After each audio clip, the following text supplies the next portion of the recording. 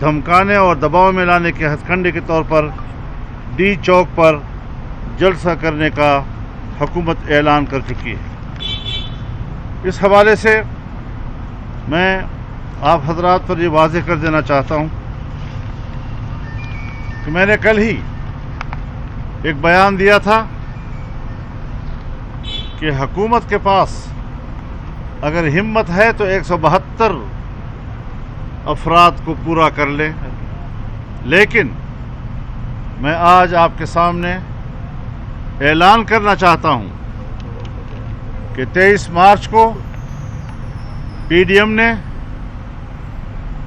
جس long march کا اعلان کیا تھا، باضابطہ طور پر ملک بھر کے عوام کو، پی ڈی ایم میں شامل تمام جماعتوں اور ان کے کارکنوں کو، جمعیت علماء اسلام کے کارکنوں کو کہنا چاہتا ہوں کہ 23 مارچ کو پورے ملک کے کونے کونے سے آپ اسلام آباد کی طرف روانہ ہو جائیں۔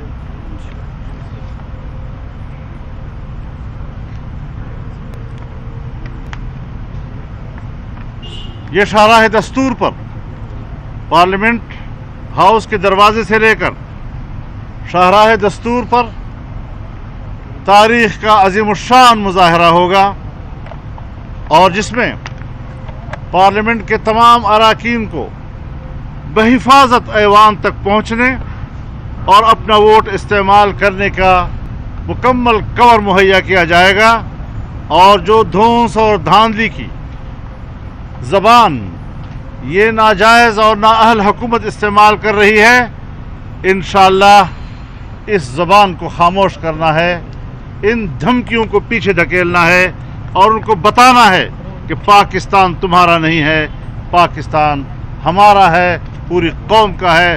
آپ ہوتے کون ہیں کہ پارلیمنٹ کے ایک آئینی اقدام کو اپنے کارکنوں اور چند گوریلوں کے ذریعے سے اس کو روکنے کی آپ کوشش کر رہے ہیں۔ اس حوالے سے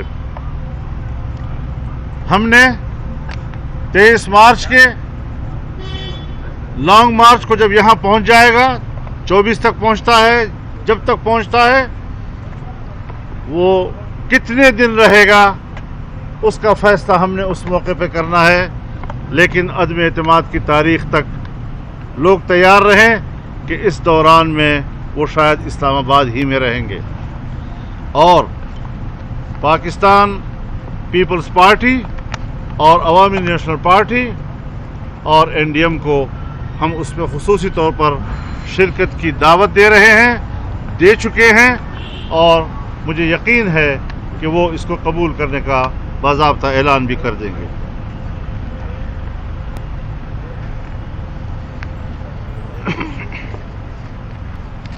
آج کا جو اجلاس منعقد ہوا اس میں تنبیہ کی گئی بڑے واضح الفاظ کے ساتھ کہ آئین پاکستان اسپیکر کو متعین اور واضح مدت میں اجلاس بلانے کا پابند کرتا ہے۔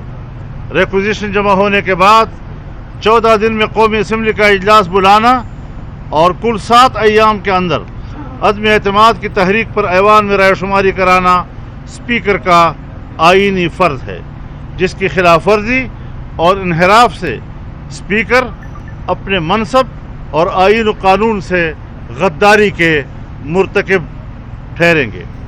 اجلاس سے خبردار کیا کہ پارلیمانی قواعد و ضوابط کے رول نمبر 37(8) کے تحت طلب کردہ قومی اسمبلی کے اجلاس میں پہلا ایجنڈا آئٹم عدم اعتماد کی قرارداد کو پیش کرنا ہے۔ اسپیکر نے اگر اس سے انحراف کیا تو آئین اور قواعد و ضوابط کی صریحاً خلاف ورزی تصور کی جائے گی۔ متحدہ اپوزیشن نے